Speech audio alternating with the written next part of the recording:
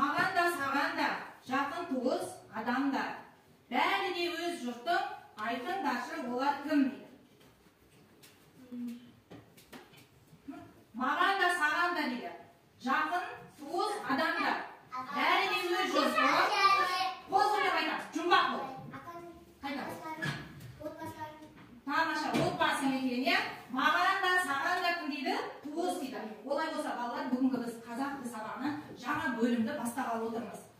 Отбасы және отбасы мүшелеріне байланысты менің отбасым және туыстарым деген бөлімді бастайын деп отырмыз, иә? Олай болса, сабағымызды бастамас бұрын, балалар, отбасы туралы кішкене әңгімелеп кетейікші. Отбасы деген қалай түсінесіңдер? Кім айтып береді? Отбасы дегеніміз не? Кім айтып береді? Айтамын. Отбасы деген қалай түсінесіңдер? Отбасы деген бір-бірге қамқор болады. Сосын отбасы. Біз қай бір күні ғана біз неден дүниетанымыздан отбасы туралы әңгімелегенбіз. Балалар, бұл да дұрыс. Отбасындағы бір-бірімізге қамқор болуымыз керек, бұл қамқорлыққа кетіп қалады. Отбасы деген қалай түсінесіңдер? Қайта қой. сыртта оқып жатқан кезде оны бауырындай көрген. Дұрыс, біз бәріміз бір отбасы деп айтамыз, иә? Бәріміз бір үйдің баласындай көргенбіз. Дұрыс, ол да дұрыс, бірақ отбасы деген қалай түсінеміз? Отбасында кімдер болады? Аға, әже. Кім айтады бұл еді? Зарин айта қойшы. Ата, әже, әке, ана, қыз, өздеріміз, сіңіріміз. Тамаша, міне балалар, отбасы дегеніміз атамыз болады екен, әжеміз болады екен, өзіміздің анамыз, әкеміз, өзіміздің бауырларымыз, ағамыз болады екен, әпкеміз, біріміздің сіңіліміз, інілеріміз болады екен. Олай болса, осы бір сөзбен айтқанда осы туыстарды, неге жақын бауыр туыстарды бір сөзбен отбасы деп айта береміз. Керемет. Енді балалар, қазір сабағымызды бастамас бұрын, бүгінгі сабағымызды мына жерге мына адасқан сөздер әдісі. Мына жерде балалар қазір мен сіздерге 3 топқа 3 қағаз беремін. Осы әріптердің арасында сөздер жасырынып тұр. Сол сөзді тауып, астын не істейміз? Астын сызамыз. Міне, мына сөздің арасында сөздер тұр. Әріптердің арасында сөздер тұр, жасырынып. Адасып тұр сөздер. Соны табамыз. Табыңдар арасында. Тапқан сөздерінің астын сызасыздар. Нүкте ортаға қойып орындаймыз бәріміз.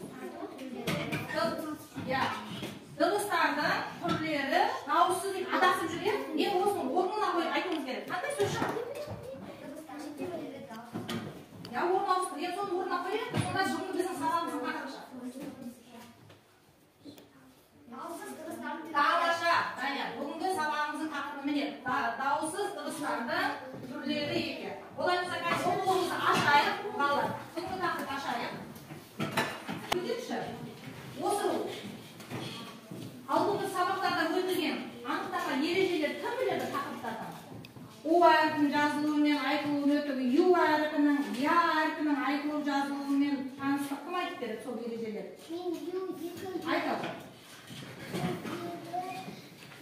у дыбыстары естілгенмен жазуда оның орнына ю әрпі Тамаша. Дұрыс па балалар? көркею. Тамаша. Сөздегі ю дыбысының естілгенде и, ай, у мен у естілгенде оның орнына қандай дыбыс жазылады дейді? Ю. Егер де біз тағы да кім айтады? Сөздегі и әрпінің у жазылмайды. Ю әрпі жазылады. Тамаша.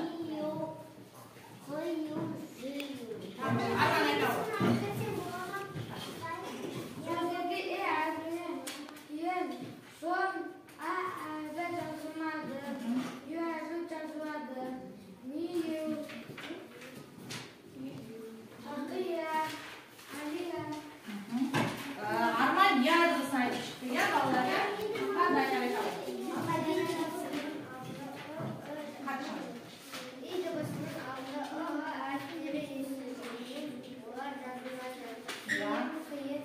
Тамаша.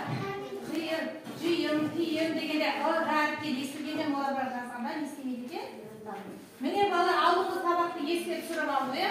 Олай болса, оқулыққа қарайық. Бүгінгі біздің жаңа тақырыбымыз дауыссыз дыбыстардың түрлері. Енді кітапта бізге не берген балалар? Оқулықта. Бірінші жаттығуға қарайықшы. Дауыссыз дыбыстардың түрлері. Біз дыбыстармен бірінші сыныпта танысқан едік. Дыбыстар нешеге бөлінеді? Қол көтеріп жауап беріңіз. Дыбыстар нешеге бөлінеді? Тыныш. Қол көтеріп балалар айта қой. Екіге бөлінеді. Дауыссыз, дауысты. Тамаша. Дұрыс па балалар? Я, дыбыстар нешеге бөлінеді екен?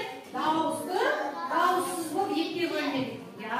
Енді дауысты дыбыстар нешеге бөлінеді? Қайда айтасыз? Тамаша. Дауыссыз дыбыстар нешеге бөлінеді? Біз бірінші сыныпта танысып кеткенбіз, иә? Дауыссыз дыбыстар нешеге бөлінеді? Тамаша. Үшке бөлінеді, демек қатан, ұян, үнді болып. Олай болса, енді дауысты дыбыс қалай айтылады? Дауыссыз дыбыс қалай айтылады? Дауысты. Қол көтеріп айтамыз, иә? Дауысты дыбыс жіңішке болып айтылады. Дауысты дыбыс. Дауысты дыбыс жуан болып айтылады. Я, жіңішке, жуан болып айтылады екен, иә? Я, ол қалай шығады екен? Өкпеде. Ауыз. Тыныш. Жіңішке. Кім айтады толықты? Балдырбек айта қойшы. Дауысты дыбыс қалай айтылады? Дауыссыз ба? Дауысты. Дауысты қысылмай ашылып айтылады. Я, ауыз қуысынан өкпеден дауысты дыбыс кедергіге ұшырамай ашық айтылады екен, иә? Ал дауыссыз дыбыста қалай айтылады? Қысылып айтылады. Тамаша. Енді оқулығымыздың бірінші жаттығуына қарайықшы балалар. Бізге кесте берілген екен. Міне кесте. Енді тақтаға қарай, мына жақта да тұр, иә? Енді дауыссыз дыбыстар балалар нешеге бөлінеді екен? Біз қазір танысып, иә? Үшке бөлінеді екен. Қатан, ұян, үнді болып. Дауыссыз дыбыстар нешеу? Кім айтады? Қол көтеріп айтамыз. Неше дауыссыз дыбыс бар? 25 дауыссыз дыбыс бар екен, тамаша.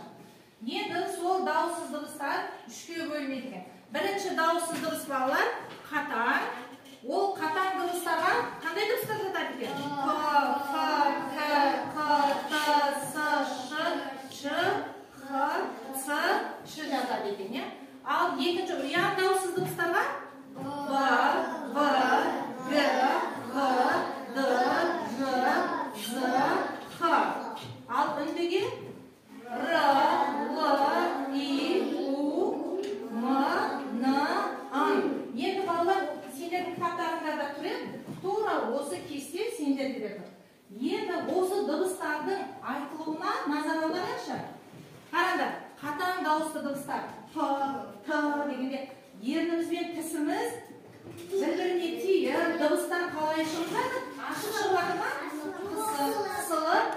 шығарып жатыр, иә? Ал бұл егер де бізге тісімізге, тілімізге, жаңағы ерніміз тиіп шыққан дыбыстар болса, ол дыбыстар қандай дыбысқа жатады екен? Жоқ, қатаң дыбысқа жатады екен. Ал енді бәріміз бірге Б, В, Г, Ғ деп айтайықшы. Қалай айтылып жатыр? Тамағымыз қырналы, дыбыс іштен қысылып шығып жатыр, кейбіреулер жоқ. Ондай болса, ол дыбыстар ұяң дыбыстар. Енді үнді дыбыстар. Р, Л, И, У, М, Н, Ң. Бұлар қайтып айтылып жатыр, балалар? Бұл дыбыстар ауыз қуысынан қысылып шығып жатыр. Бірақ мына дыбыстарға қарағанда қалай айтылып жатыр? Нәзір, үнді болып шығып жатыр. Олай болса, бұл дыбыстар үнді дыбыстар екен. Енді санайық, қатаң дыбыстарға неше дыбыс жатады екен? 1, 2, 3, 4, 5, 6, 7, 8, 9, 11 қатаң дыбыс бар екен. Есіңізге сақтап алайық. Неше қатаң дыбыс бар екен? 11 қатаң дыбыс. Ал ұяң ше? 8 екен. Үнді? 7. Міне осы дыбыстарды не істеп алуымыз керек екен? Міне бағалауымыз керек. Енді алфавитте бұл дыбыстарды жаттау өте оңай, балалар, иә? Міне мына жерде үнді дыбыстар, ары қарай қатаң дыбыстар, бұдан кейін ұяң дыбыстар не істеп тұр? Мына жерде көп дыбыстармен беріліп тұр. Мына жерде қатарына қатаң дыбыстар үнді болып бөлінеді. Енді менің қолымда, балалар, мына жерде әріптер берілген, дыбыстар берілген. Осыны қол көтеріп келіп, айтып, ұяшыққа саламыз. Тәлия, бірінші топта кім шығар? Келе ғой. Бақытжан сәл жиналып отыр. Қалаған бір әріптен алшы. Біреуін алауы болды. Айта қойшы. Мына қарап көрсетіп айтып қандай дыбыс екен.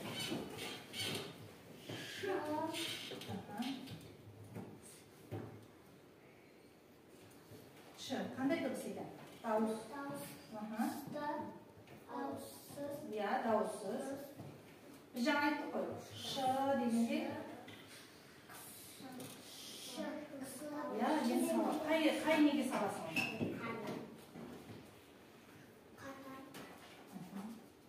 Әне, екінші топтан. Келе ғой. Бәріміз шығамыз, балалар. Жетеді. Мына жерде қалаған артында ала ғой. Мен жаңағы жауап берген топтама бағалап.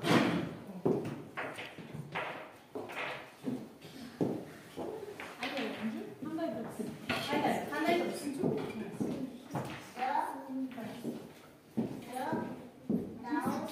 Иә, Д дауыссыз екен. Қайсыған саласың? Қай дыбысқа саласың? Ұяшыққа сала ғой. Д дыбысы қай дыбысқа жатады? Қатаң бар, ұяң бар, үнді бар. Тыныш отырамыз, сала қойып. Отыра ғой. Әнелде оқы дейді, өлең не туралы айтылған дейді. Кім оқиды кәне? Дәлде отырмышқан. Дауысыңызды қат шығарыз. 4 қатар оқы.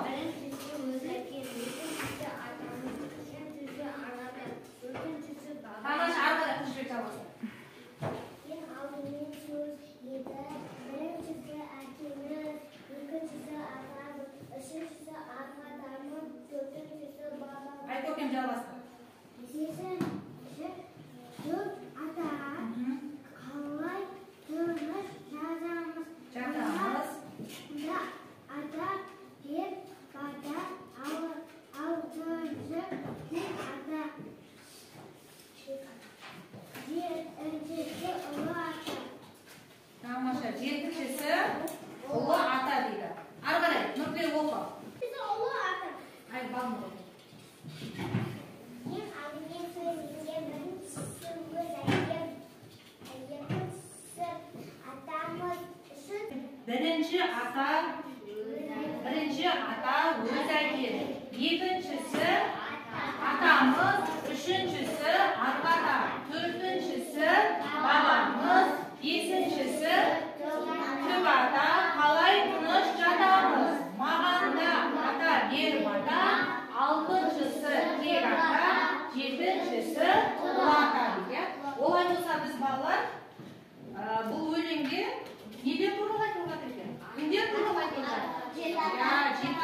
туралы айтылып жатыр екен, иә? Міне, мына жаққа қарайықшы. Негізі балалар қазақтарда бала, әке, ата, үлкен ата, баба, түп ата, тек ата деп аталады екен, иә? Ал қазір біз баладан бастаймыз, иә? Бала, әке, ата, немере, ары қарай шөбере, шөпше, немене деп атайды екенбіз. Бұл ұрпақтан ұрпаққа жалғасы келе жатқан кезде осылай атайды екенбіз.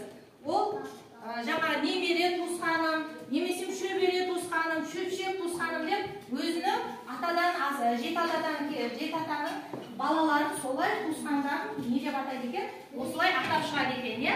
Бала, әке, ата, немере, шөбере, шөпше, немене деп жеті атасын атап шығады екен.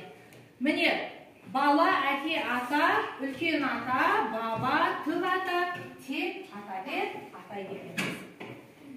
Енді қазір осы жеті атаға байланысты балалар, мен қазір сендерге тапсырма беріп, тапсырма бермес бұрын балалар. Жеті атамызды білеміз ба? Жеті атасын білмеген жетіге білуіміз керек екен. Кім біледі жеті атасын? Мен білемін. Сөйле тұрып айтады, жеті ата. Әр бала санап отырайық, нұртүйдің атасын. Айтады. Атаңнан басқа сөйле. Өзіңнен басқа, иә? Атаңнан басқа. Кім айтады? Айтады. Жанболат, Шаяхмет, Жүніс, Қырғызбай, Бектұрған, Тұрғынбай, Ақтеке. Тамаша келемін. Таниян. Тұртай, Мұқан, Айшық, Тоқсақ, Игілік, Ростан. Тамаша. Балалар, міне біз бүгін осы жеті атамен не істеп жатырмыз, танысып жатырмыз, иә? Олай болса келесіде үйге барғаннан кейін үлкендерден не істеп аламыз? Жеті атаны жаттап біліп аламыз, иә? Жеті атамызды не істеуіміз керек екен, балалар? Біліп жүруіміз керек екен. Айта ғой. Мына тапсырманы топтық жұмыс жасаймыз. Мына жерде біз отбасы, сендерге ағаш беріп тұрмын. Осы жерде отбасы ағашына өзіміздің отбасымыздағы және отбасы мүшелерін орналастырамыз. Бірінші балалар ағаш өну үшін қай жерден басталады? Жоғарыдан төмен қарай өсе ма, төменнен жоғары қарай өсе ме? Төменнен жоғары. Қандай мүшесіне бастап өседі? Тамырынан бастап өседі. Тамырынан өседі, тамырдан. Ағаш қаяқтан бастап өседі? Тамыр. Олай болса, мынаның ішінде сендерге отбасы мүшелері берген осы ағашқа жабыстырып шығасыңдар. Тез-тез тілей алыңдар, қолдарыңдар. Жиналып бір жерге. Топпен орындаймыз, қолдарына тілей алыңдар да. Тез-тез мүшелер жақтыңдар. Ата да бар, әже бар, әкеміз бар, анамыз бар. Одан кейін ініміз, сіңіліміз, қарындасымыз бар ішінде. Ал бірінші кімнен бастайсыңдар? Тамаша, келin.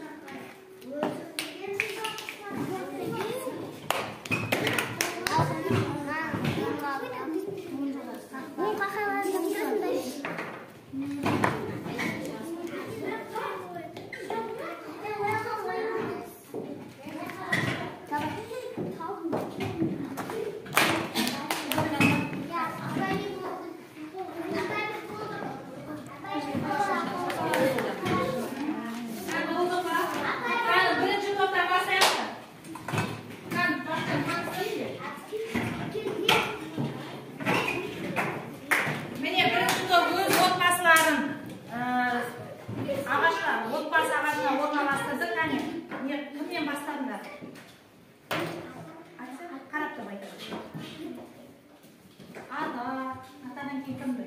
Atamın Ayşe'den keyin anadan keyin babanı. O'zim. Aqamda, akkamda ya. Meni qarindoshim. To'xtatib. Bolalar meni birinchi topdim. O'rnalashtirib chiqqanmi? Durust o'rnalashtirganmi? Ha? Qaysi solishtiramiz boshqa top? Qani, ikkinchi top kelamiz. Keling.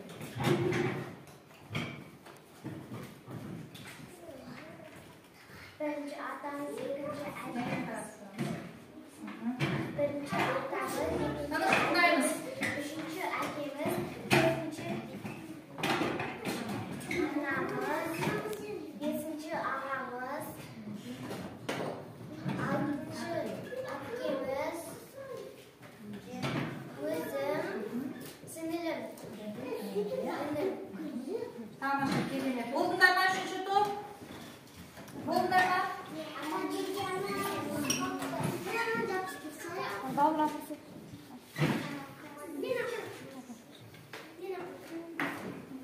Bu tez qiynalmaymiz. Bolalar ikkinchi top o'ta kelimali yaxshi chiqdi. Bari 3 topda bo'lsin, tushuntirib. Azamat o'tir. Bunday istamay qarab.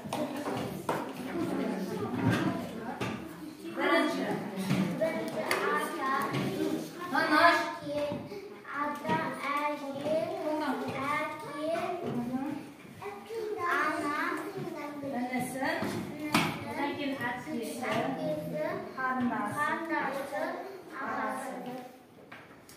Mene bolalar bu 3-chi topning topshirmasi. Endi bolalar biz o'rtasida biz ag'achni qayoqdan boshlab o'sayotgandik? Tamirdan boshlab o'sayotgandik. Endi tamirdan boshlab o'sadi. Ol ari qaray ne istaydi? Butog'i chiqadi. Butoqdan keyin ol ne istaydi? Ya jelelin joyi, japroq joyi ulkan bo'lib o'sadi. Endi biz kimdan boshlab ko'payib жатырмыз? Atamizdan boshlamaymiz. Olay bo'lsa, ikkinchi top o'ta kelimali o'rnalashtirib chiqdi. Atadan boshladi.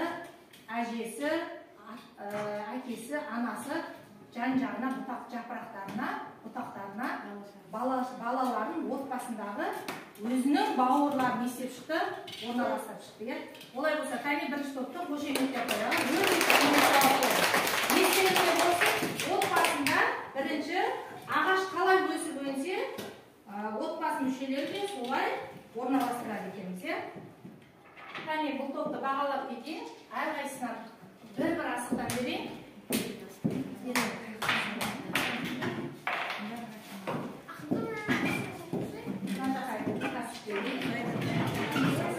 Былтыр әкелген бұл. Былтыр алған асық. Al endi bolalar, gaplarimizni aşağıya bugungi kunda tez yazib, men taxtaga qaramay berilgan so'zni g'ana terib yozib chiqamiz.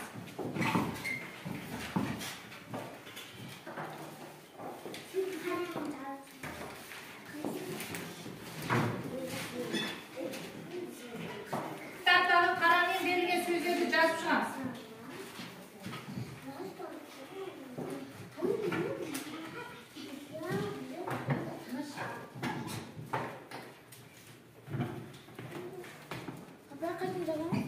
Mana, taxtaga yozib o'tirdim. Buni qaramay berilgan deb g'ana qo'shib yozamiz.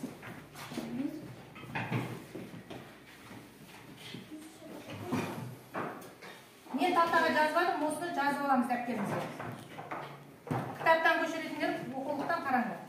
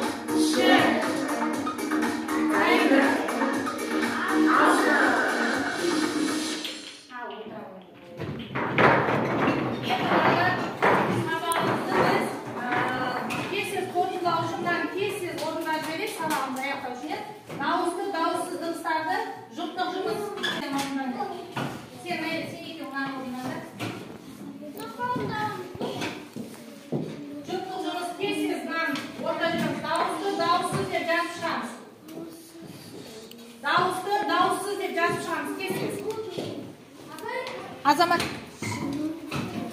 Sen aruz bir bakasın.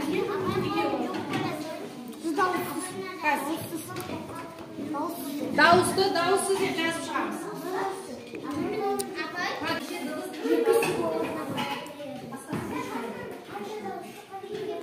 Yok, ne yapalım? Her neşe olsun neşe.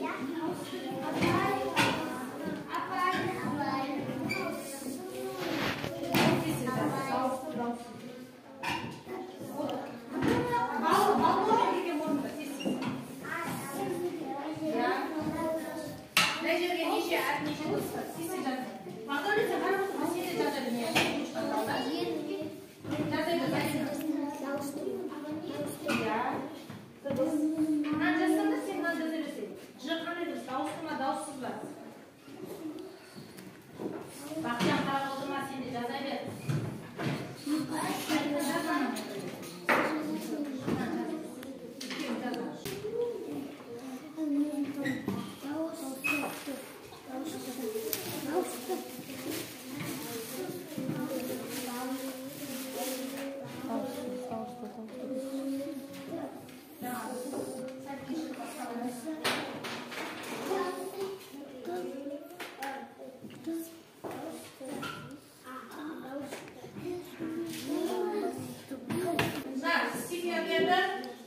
Nega jabtiramiz?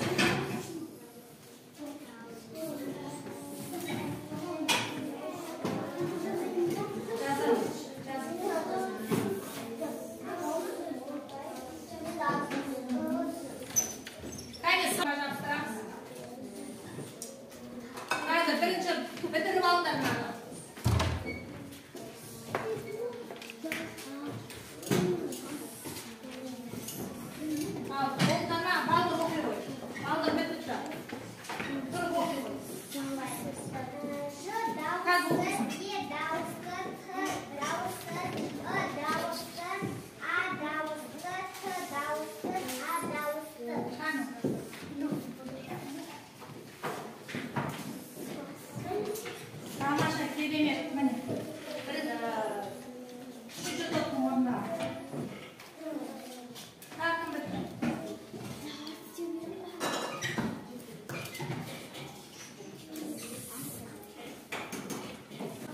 Yetінші топтікі. Армандікі. Арман десейлідікі. Мынау Даниясы. Отырау. Мынау қыз жібек менің кімдікі. Алихан, отырау.